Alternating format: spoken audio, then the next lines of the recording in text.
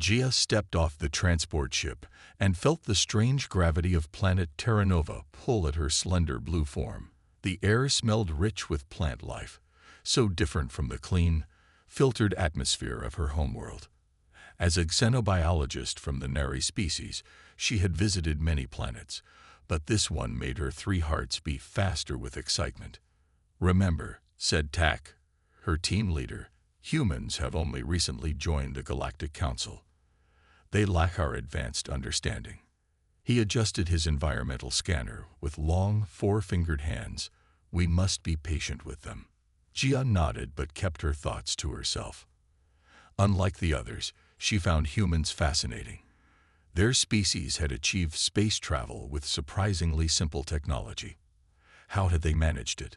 The research base sat in a clearing surrounded by tall purple trees with leaves that changed color as they moved. 5 Nari researchers had arrived to study the wildlife of Terra Nova, known across the galaxy for its dangerous creatures. The planet had more deadly predators than any other known world. "The human team approaches," announced Pak, another researcher, his voice containing the slight musical tone all Nari used when speaking of lesser species. Jia watched as 4 humans walked from a small building.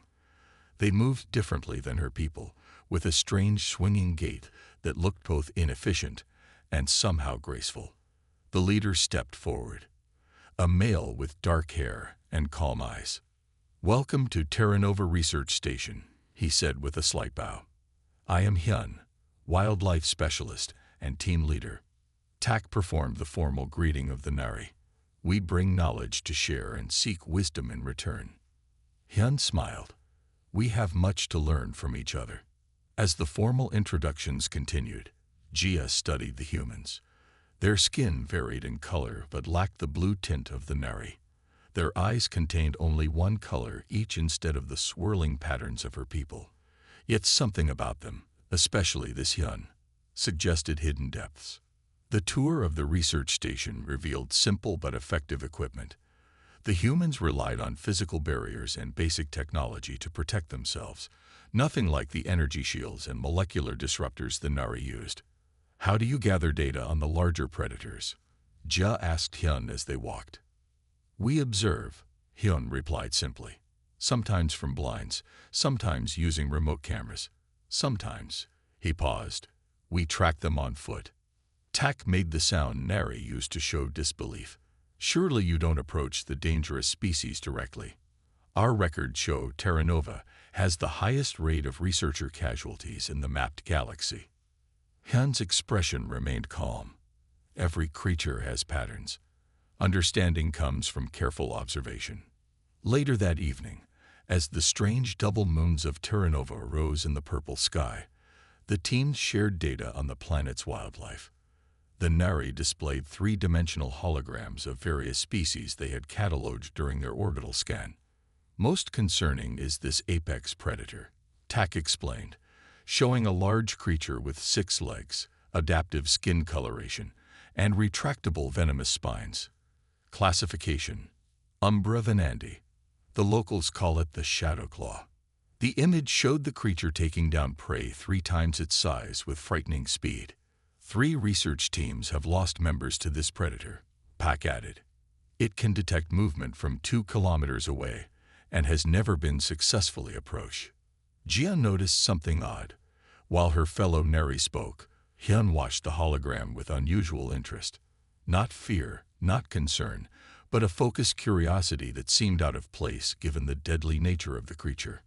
When Tak finished his warning about avoiding Shadowclaw territory, Hyun simply nodded and said, "They're misunderstood." The Nari team exchanged glances that clearly showed what they thought of human naivety. But something in Hyun's quiet confidence made Jia wonder. As darkness fell and the dangerous sounds of Terra Nova's night creatures began, she found herself watching the human wildlife specialist. He stood at the edge of the compound, looking out into the forest with an expression she couldn't read. What did he see that her people, with all their advanced technology, did not? 3 days after their arrival, the Nari team gathered in the main research hall.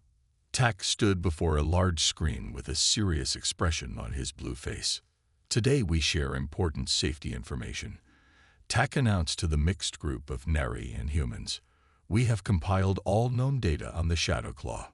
The screen lit up with footage of a massive six-legged creature moving through dense purple foliage. Its skin shifted colors to match the surroundings, making it almost invisible until it moved. Sharp spines ran along its back, and its mouth contained 3 rows of pointed teeth. This footage was taken by the last research team, Pak explained. Of their 8 members, only 5 returned home. Jia watched the humans' reactions. Most showed appropriate concern, but Hyun remained calm, his eyes fixed on the screen with that same strange interest she had noticed before. The Shadow Claw stands 2 meters tall at the shoulder, Tak continued. It can run faster than any known sentient species. Its spines contain a toxin that paralyzes prey. He switched to thermal imaging that showed the creature's unusual heat pattern. It can detect body heat from 1 kilometer away. Its hearing is 3 times more sensitive than a Nari's and 5 times more sensitive than a human's. Jia noticed Hyun making notes on a small tablet. While others wrote about danger zones and safety protocols, she caught a glimpse of his screen. He was sketching the creature's movement patterns. No researcher has ever approached closer than 50 meters to a Shadow Claw and survived, Tak said firmly. Their hunting territory is marked on all maps with red zones. No one should enter these areas under any circumstances. The screen changed to show a map of the surrounding forest with large red areas covering nearly half the terrain. Are they always aggressive? Han asked suddenly. Tak seemed surprised by the question. They are apex predators. Aggression is their nature. But have attacks only happened in certain situations? Hyun pressed. At certain times of day or year, are they protecting something? The Nari researchers looked at each other with expressions that clearly suggested they found the questions foolish. The data shows they attack without provocation, Pak answered. They are simply vicious creatures. Hyun nodded but didn't seem convinced. Jia found herself curious about his questions. They weren't what she expected from someone afraid of a predator. After the briefing ended, Jia approached Hyun as he studied the map of Shadow Claw territories. You seem very interested in these creatures, she said. Hyun smiled slightly. Every predator has a reason for its behavior. Nothing in nature is simply vicious without cause. Our scanners show they kill more than they need for food, Jia pointed out. Maybe they're not killing just for food, Hyun replied. Your scanners are impressive, but they only tell you what happens, not why. Jia felt slightly offended. The Nari prided themselves on their advanced technology. Our research methods have been developed over thousands of years. And they're remarkable, Hyun said kindly. But sometimes old methods work too. He tapped his eyes. Watching, listening, feeling. Later that evening, Jia reported the conversation to Tak. Humans have strange ideas, Tak dismissed. They think they can understand nature by becoming part of it, rather than studying it properly from a distance. Is it possible there's value in their approach? Jia asked. Tak made the Nari gesture of dismissal. They reached space only recently. We have been traveling between stars for 10,000 years. Which approach do you think is more effective? Jia nodded, but something bothered her. As she prepared for sleep in her quarters, she looked out the window toward the human side of the compound. In the dim light of the moons, she saw Hyun standing at the edge of the forest. He was listening to something she couldn't hear. After a few minutes, he returned to his quarters. But the next morning, she noticed something odd. On the digital map in the main hall, one of the small monitoring drones showed new placement in a red zone. Someone had entered Shadow Claw territory. A week passed with both teams collecting data on Terra Nova's wildlife. The Nari used their advanced scanners to catalog species from a safe distance. The humans took a different approach, setting simple traps to collect hair and skin samples, and spending hours in camouflage blinds watching the animals. Jia found herself drawn to the human methods. One afternoon, she joined Huna, a human female researcher, in a blind near a water source. How can you sit so still for so long? Ja whispered after 3 hours of watching small creatures drink. Duna smiled. Patience is a human strength. Hyun is even better at it. He can sit without moving for an entire day. Jia thought about this as she returned to the base. The Nari believed their technology made them superior, but perhaps humans had different strengths. That evening, Jia was organizing samples when she noticed Hyun leaving the compound alone. He carried a small pack and moved with purpose toward the forest edge. The two moons were just rising, casting long purple shadows. She checked the time. It was after the agreed curfew when all researchers were supposed to remain in the compound because many predators hunted at night. Jia hesitated, then made a decision. She grabbed a small scanner and followed Hyun at a safe distance. The human moved quietly through the forest, checking a small device in his hand occasionally. Jia recognized it as a simple directional finder. He was tracking something. After 20 minutes of walking, Jia checked her own scanner and froze. They had entered a red zone, Shadowclaw territory. Hyun stopped in a small clearing and took several small devices from his pack. Jia watched as he carefully placed them in trees surrounding the clearing. They looked like simple cameras, but with something else attached to them. Suddenly, a low growl came from somewhere in the darkness. Jia's 3 hearts raced in fear. She crouched lower behind a large purple fern. Hyun didn't run. Instead, he quickly finished setting up the last device and then moved away from the clearing, heading in a different direction than he had come. Jia waited until he was gone, then moved closer to examine one of the devices. It was indeed a camera, but attached to it was a small container that seemed to release a scent. Next to it was an audio recorder. She heard the growl again, closer this time. With shaking hands, Jia turned and hurried back toward the compound. The next morning, she confronted Hyun as he worked alone in the sample room. "You went into the red zone last night," she said. Hyun looked at her calmly. "You followed me." "You're putting yourself in danger," Jia said, "and breaking protocol." "I'm doing my job," Hyun replied. "Studying wildlife." "The Shadowclaws have killed researchers before." Hyun nodded, "because those researchers didn't understand them." "And you do?" Jia asked. "I'm learning," he said simply. Jia reported what she had seen to Tak. The Nari leader immediately called a meeting with the human team. "Your researcher is endangering himself and potentially our entire mission," Tak said angrily to Su, the human expedition leader. Su looked at Hyun. "Is this true?" "I'm collecting data on the Shadowclaws," Hyun said. "It's why we're here." From inside their territory, Tak's voice rose higher. 3 researchers died last year doing exactly that. "Hyun has his methods," Su said calmly. "He's been studying predators for 15 years on 12 different planets." Tak made the Nari gesture of frustration. "Our scanners tell us everything we need to know without risking lives." "Your scanners show actions, not reasons," Hyun said, repeating what he had told Jia earlier. "I need to understand their behavior patterns." The meeting ended with tension between the teams. The humans defended Hyun, while the Nari insisted on following safety protocols. That night, Jia couldn't sleep. She accessed the compound's sensor network from her room and saw that one of the monitors showed movement in the red zone, right where Hyun had placed his devices. Against her better judgment, she opened the data feed from the sensor. What she saw made her gasp.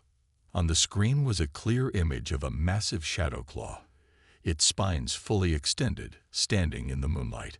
It was sniffing one of Hyun's devices with what almost looked like curiosity rather than aggression. The news spread faster than a solar flare across the galaxy.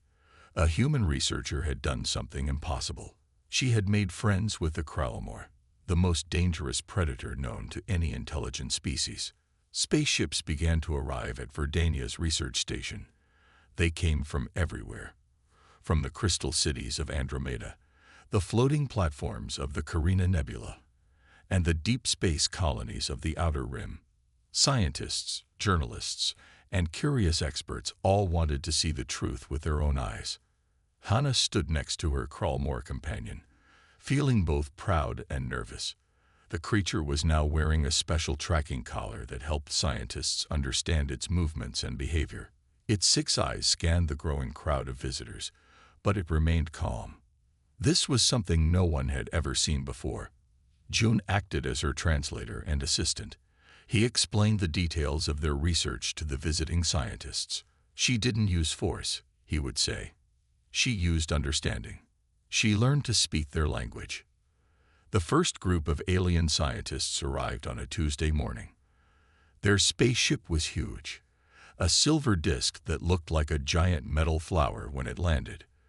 The doors opened with a soft hiss, and creatures of all shapes and sizes began to walk out. There were tall beings with blue skin and 4 arms, short creatures that looked like walking rocks, beings that seemed to be made of light and energy. They all had one thing in common. They wanted to see the human who had done the impossible. "Show us," demanded a tall scientist from the Andromeda research team. His skin was green, and he had 3 eyes that moved independently of each other. Hannah took a deep breath. This was the moment that would change everything. She walked forward with the Crawlmore following her. No chains, no weapons, just trust between 2 different beings. The alien scientist stepped back, expecting an attack. But nothing happened. "Come," Hannah said to the Crawlmore. The creature moved exactly where she pointed. Then she pointed somewhere else, and again it followed. The scientists began to take notes. Their translation devices were working overtime, trying to understand the complex communication happening between Hannah and the Crawlmore. One of the rock-like scientists came closer. "Impossible," it said in a gravelly voice. "No predator shows this level of intelligence." But the evidence was right in front of them. The Crawlmore wasn't just following commands. It was understanding. It was communicating. It was thinking. More tests were done. The creature solved complex puzzles. It showed emotions. It even seemed to have a sense of humor, making sounds that the translation devices read as laughter when Hannah told a joke. News channels across the galaxy began to broadcast the story. "Human researcher breaks communication barrier with most dangerous predator" was the headline everywhere. Governments and research centers started to contact Hannah. They wanted to know her methods. They wanted to understand how she had done something that no one else could do. But Hannah knew the truth was simple. It wasn't about technology or special tricks. It was about respect, about taking time to understand instead of just trying to control. By the end of the week, the research station was buzzing with activity. The Crawlmore had become a symbol of hope, a symbol that showed different species could understand each other if they just tried. June looked at Hannah and smiled. "You've changed everything," he said. And he was right. Not everyone was happy about Hannah's discovery. Some people wanted to prove her wrong. A group of rival researchers arrived at the Verdanian research station. They were from the Central Science Academy, a powerful organization known for its strict and old-fashioned ways of thinking. Their leader was Dr. Kang, a tall woman with sharp eyes and an even sharper attitude. "We will expose this as a fraud," Dr. Kang told her team. Her voice was cold and hard. She believed that the Crawlmore could never be anything more than a killing machine. The team brought special equipment. They had devices that could create loud sounds and bright lights. Their plan was simple: make the Crawlmore angry and show that it was still a dangerous predator. Hannah watched them carefully. June stood close to her, his face worried. "They're going to try to make trouble," he whispered. The rival teams set up their equipment around the research area. They started to create loud, painful sounds. Most animals would become scared or angry. But Hannah wasn't worried. She had learned something important about the Crawlmore. It was smarter than anyone believed. Dr. Kang pressed a button. A high-pitched noise filled the air. It was so loud that the other researchers covered their ears. The sound was designed to make any creature feel afraid and angry. The Crawlmore tensed. Its 6 eyes moved quickly, scanning the area. But instead of attacking, It moved closer to Hana. This was not what Dr. Kang expected. "See," she shouted. "It's preparing to attack." But the Krellmore did something unexpected. It positioned itself between Hana and the rival research team. Its body language was clear. It was protecting her. One of Dr. Kang's assistants tried to move closer with a shock stick. The Krellmore made a low warning sound. The sound was so powerful that it made the ground shake slightly. Dr. Kang couldn't believe her eyes. This was not how a simple predator was supposed to act. Hana stepped forward. "Stop," she said calmly to her creature companion. But she didn't need to. The Krellmore was already in control of itself. The rival team continued their tests. They tried everything. Loud sounds, bright lights, scary movements. But the Krellmore remained calm. More than that, it remained protective. June was recording everything. Every moment was being documented. This was proof of something amazing. The Krellmore was not just a simple animal. It was an intelligent being capable of complex emotions. Dr. Kang became more and more angry. Her plan was falling apart. Everything she believed was being challenged right in front of her eyes. "This is impossible," she shouted. Her face was red with anger and frustration. But it was happening. The most feared predator in the galaxy was showing intelligence, emotion, and control. It was showing that it could think and feel. As the day went on, the Krellmore continued to surprise everyone. It solved puzzles. It communicated with Hana. It showed that it understood more than anyone thought possible. Dr. Kang and her team left the research station that evening. They were quiet, defeated. Everything they thought they knew had been proven wrong. Hana looked at June and smiled. "Science is about learning," she said. "Sometimes that means admitting we were wrong before." The Krellmore made a sound that almost seemed like agreement.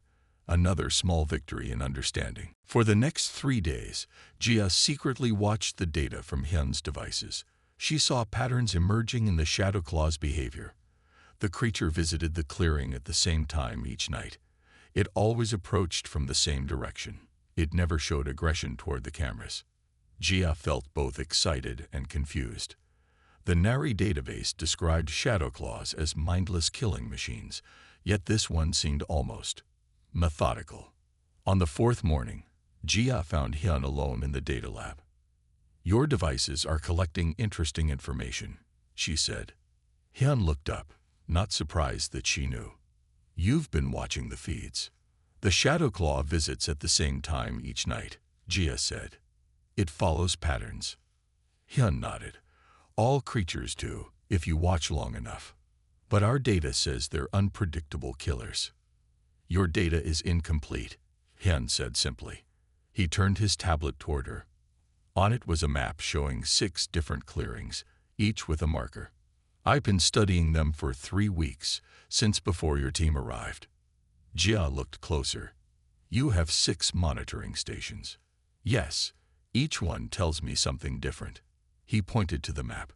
"This one shows feeding behaviors. This one shows territory marking. This one shows social interactions." "Social interactions." Jia was shocked. "Our research says they're solitary hunters." Hyun shook his head. "They live in family groups. The one you saw on the feed is the alpha female. I call her Mio." "You named it." Jia couldn't hide her surprise. "Names help me remember individuals. Miho has a scar on her left front leg and a distinctive spine pattern." Jia realized Hyun had been studying these creatures in much greater detail than she had imagined. "I'm going back tonight," Hyun said after a pause. "Would you like to come with me?" Jia's 3 hearts beat faster at the thought. It was against all Nari safety protocols. It could cost her her position on the research team. "Why would you invite me?" she asked. "I reported you to TAC." "Because you're curious," Hyun said. "You want to understand, not just collect data." That night, Jia found herself following Hyun into the forest. They wore dark clothing and moved quietly. Hyun carried a small pack with equipment. "Stay close," he whispered. "Step where I step." The forest at night was beautiful but frightening. Strange lights glowed on plants. Unfamiliar sounds came from all directions. Jia stayed as close to Hyun as possible. They reached a small structure hidden among thick purple trees. It was a blind, similar to the one she had used with Duna, but more carefully concealed. "We'll wait here," Hyun said as they entered. "Mio usually comes about an hour after moonrise." Inside the blind, Hyun checked his equipment. He had cameras, audio recorders, and scent markers. "The scent tells her I'm here," he explained. "I've been using the same scent for weeks, so she associates it with me." "Won't that attract her to attack?" Jia asked nervously. "If I wanted to hunt her, I would hide my scent," Hyun explained. "Predators understand honesty." As they waited, Hyun showed Jia his notes. Pages and pages of observations, sketches of shadowclaw behavior, and patterns he had noticed. "They're not just killers," he said. "They're intelligent. They have a language of sorts. Body positions, spine displays, vocalizations." Jia was impressed by the detail. "This would take years with our scanning approach." "Some things can't be learned from a distance," Hyun said. Suddenly, he touched her arm and pointed. "She's here." Jia looked through a small opening in the blind. Standing in the moonlight was the largest shadowclaw she had ever seen. Its skin shifted colors slightly, adapting to the surroundings. Its 6 powerful legs moved silently across the forest floor. The venomous spines along its back were relaxed, not extended for attack. The creature stopped near one of Hyun's devices and sniffed it. Then it looked directly toward their hiding place. "It knows we're here," Jia whispered, fear making her voice shake. "She knows," Hyun corrected. "And yes, she's always known." The Shadowclaw took a step toward their blind. "What do we do?" Jia's heart pounded so hard she was sure the creature could hear them. Hyun smiled. "We say hello." 10 years had passed since Hannah's first encounter with the Kralmor. The world of science was never the same. Universities across the galaxy now taught a new way of thinking. Students learned about communication, not just with words, but with understanding. Hannah's research had changed everything. The research station on Verdania had become a special place.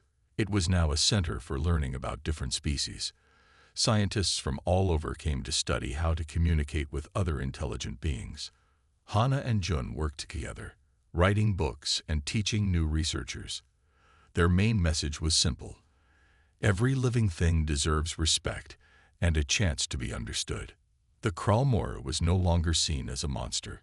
Museums created special exhibits about the creature. Children learned its story in schools. It became a symbol of hope and understanding. One morning, Hannah sat in her office, looking at old photographs. Pictures of her first days on Verdania. Pictures of the first time she met the Kralmor. So much had changed. June walked in with 2 cups of hot tea. "Remember when everyone thought we were crazy?" he asked, laughing. Hannah smiled. She remembered the days when people said it was impossible to communicate with the Kralmor. Now those same people were writing books about communication between different species. The Kralmor, now older but still strong, lived in a special protected area near the research station. It had become a teacher itself. Young researchers would watch how it moved, how it thought, how it communicated. Governments across the galaxy changed their rules. They started to see other species as thinking, feeling beings. No more were they just objects to be studied or controlled. A young researcher named Mina came to visit that day. She was writing a new book about interspecies communication. "Your work changed everything," she told Hannah. Hannah looked humble. "We just listened," she said. "We took the time to understand." The research had brought peace to many conflicts. When different species had problems, they now tried to communicate first. They remembered the story of the Kralmor and the human who showed the galaxy a new way of thinking. Scientists developed new tools for communication. These tools helped different species understand each other better. They worked on translating not just words, but feelings and thoughts. The Krellmore became an ambassador of sorts. Other dangerous or misunderstood species were studied with new eyes. Scientists looked for intelligence instead of just seeing a threat. Hannah's discovery had done more than just change science. It had changed how different species saw each other. It showed that understanding was possible, even between the most different of beings. On the 10th anniversary of her first breakthrough, Hannah received a special award. Leaders from 100 different planets came to honor her. But she knew the real honor was in the understanding she had helped create. That evening, Hannah walked with the Krellmore. They moved together, two friends who had changed the galaxy. The sun was setting, painting the sky in colors that seemed to tell their own story of hope and connection. "We did something important," Hannah said to her companion. The Krellmore made a soft sound. It was almost like an agreement. The galaxy was listening, and it would never be the same again. The morning sun broke through the thick canopy of Verdania's jungle, casting green and golden light across the research camp. Hannah Park stood absolutely still, her heart racing, but her hand steady. In front of her, the massive Krellmore creature moved with a grace that seemed impossible for its size. For weeks, Hannah had been working on a special communication method. She had created a small device that could translate complex sound patterns and body movements. The device hung from a thin cord around her neck, its green light blinking softly in the humid air. The Krellmore was unlike anything anyone had ever seen up close. Its body was covered in hard, dark plates that looked like polished stone. 6 powerful limbs could move with lightning speed, but now they moved slowly, carefully. Its eyes, 6 of them, were sharp and intelligent, watching Hannah with a mix of curiosity and caution. June watched from a safe distance, his hands gripping a protective shield. He had seen how quickly these creatures could turn violent. Every muscle in his body was tense, ready to activate the emergency protocols at any moment. Hannah took a small step forward. The Krellmore didn't move. She spoke softly, her voice calm and steady. The device around her neck began to translate her words into a series of low, rumbling sounds that seemed to vibrate through the air. To everyone's surprise, the Krellmore tilted its head. This was something new. Previous research teams had only seen these creatures attack. No one had ever seen one listen. She continued speaking. Her words were simple. "I want to understand you," she said, her voice clear and kind. The device translated, creating a complex sound that was part growl, part musical tone. The Krellmore took a step closer. June gasped. The research team behind him froze, but Hannah remained still, her breathing steady. Then something amazing happened. The creature made a sound. It wasn't an attack sound. It was a response. The device around Hannah's neck lit up, translating the creature's sounds into basic words on a small screen. Curious. The screen read. Different. Hannah couldn't believe her eyes. This was more than just communication. This was a conversation. She slowly reached into her pocket and pulled out a small piece of food, a protein bar designed to be safe for multiple alien species. She held it out, her movements slow and careful. The Krellmore looked at the food. Its 6 eyes moved, studying the object from different angles. Then, with a movement so gentle it seemed impossible for such a large creature, it took the food from her hand. June couldn't believe what he was seeing. "This is impossible," he whispered to the other researchers. "No one has ever been this close to a Krellmore without being killed." But it was happening. The creature was eating, occasionally looking up at Hannah, its body language showing no signs of aggression. Instead, there was something that looked almost like trust. As the day went on, Hannah continued her careful interaction. She would make a sound, and the creature would respond. She would move, and it would mirror her movement. It was like a dance of understanding, a bridge between two completely different species. By sunset, something incredible had happened. The most feared predator in the galaxy was sitting next to a human, not as a threat, but as something close to a companion. The research team knew they were witnessing something that would change science forever.